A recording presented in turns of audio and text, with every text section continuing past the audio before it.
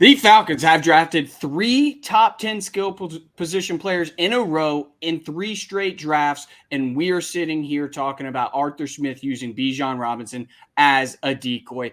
He spoke at lengths about why he does what he does, but basically, here's the quote you need from Arthur Smith earlier this week after the Minnesota game. And this is about Bijan Robinson. His impact away from the ball can open things up. For any rookie, the seasons are long. You're going to have ebbs and flows. We'll see how the second half of the season goes, but he's been a huge part of our offense, and he'll continue to be. We spent an 8th overall pick on a decoy chase. Yeah, I mean, I think we talked about it earlier in the week. I think this has mainly been, the talking point, not just from the Falcons fans, but from the national media, and not just the fantasy football heads. Like, I know Arthur Smith wants to go, there's a fantasy football heads. It's like, no, this is like a winning games thing. And for some reason, it's like, it's hard to defend the guy because it doesn't make any sense. It doesn't make any sense. And I understand there are going to be plays where you use misdirection and you do use your best players as a decoy. That's the way football works. But there's no excuse for Bijan Robinson not to be getting at least at a minimum between receptions and rushes 20 touches a game. And it should be closer to 30, frankly, if the Falcons want to find success. And it's like these quotes are almost like digging his own grave. It's like the explanations, like he's trying to explain it to us, and we're like, yeah, that's exactly what we thought. And this is why we're pissed off. Well, yeah, there's a fine line to what your point is that, yeah, Bijan could be a decoy occasionally, and that decoy could work if defenses thought he was going to get the ball. I mean, we spent 3 straight top 10 picks, Kyle Pitts, Drake London, Bijan Robinson, and we have somehow turn these generational talents into boring watches. Listen to some of these stats. According to The Athletic, the Falcons have run 41 plays within the 10-yard line. 3 touches, just 3 of those 41 have gone to Bijan Robinson.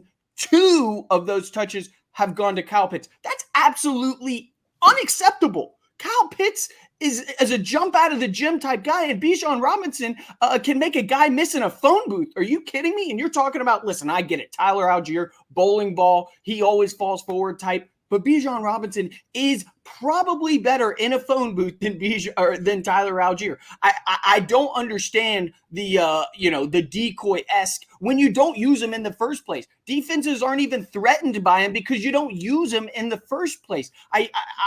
I'm at my wit's end with Arthur Smith because this wasn't the case in Tennessee. That, I think, is what's so frustrating. He used A.J. Brown religiously. Derrick Henry religiously. Jonnu Smith religiously. Those were his 3 top weapons there. So I don't understand what changed from now than then, because he's had his pick of a litter. You cannot tell me that the Falcons drafted those 3 guys without Arthur Smith say so. In fact, I believe they drafted him because he said so. So I don't know what his, obsession with giving the ball to a 5th-round pick in Tyler Algier and Jonnu Smith instead of these generational guys, Bijan Robinson and Kyle Pitts. Falcons fans have a right to be irate. Fantasy football aside, let's win some games. These questions are going to come up unless we start winning some football games.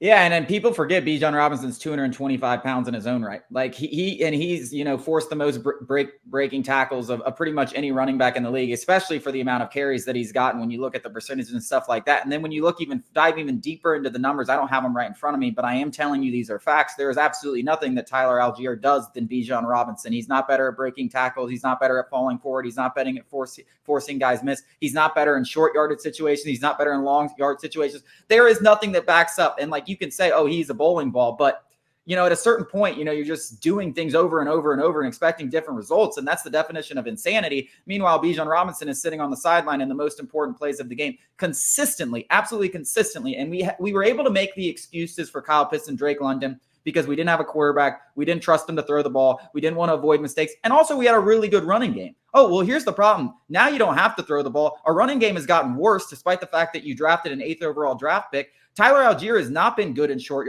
yardage situations. There's nothing to back up that he is good in short yardage situations. There's definitely nothing to back up that he's better than Bijan Robinson in short yardage situations. And you just take away there's really, we've gotten to the points where there is no excuses. Arthur Smith's excuses are exactly what we think he's doing because we're watching the games. And yes, there's times where you question like, oh, do I really know football? Well, now he's telling you what he's doing. And you're like, well, that's exactly what we thought. Oh, you're just an idiot. Like I'm questioning how you made it this far doing what you're doing. And your point about what happened in Tennessee is a fantastic one because Derrick Henry was the biggest workhorse in Tennessee. Now you have a guy that may not be built similarly, but needs the same amount of touches. He's not getting them for whatever reason. Kyle Pitts, A.J. Brown, Drake London, like A.J. Brown was getting everything. Those guys are not getting the same amount of targets.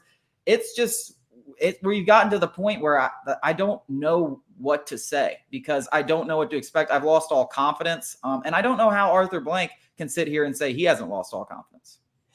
Yeah, I don't know where we go from here. And the biggest question is at the quarterback position. And according to Arthur Smith, that's up for debate going into the bye week.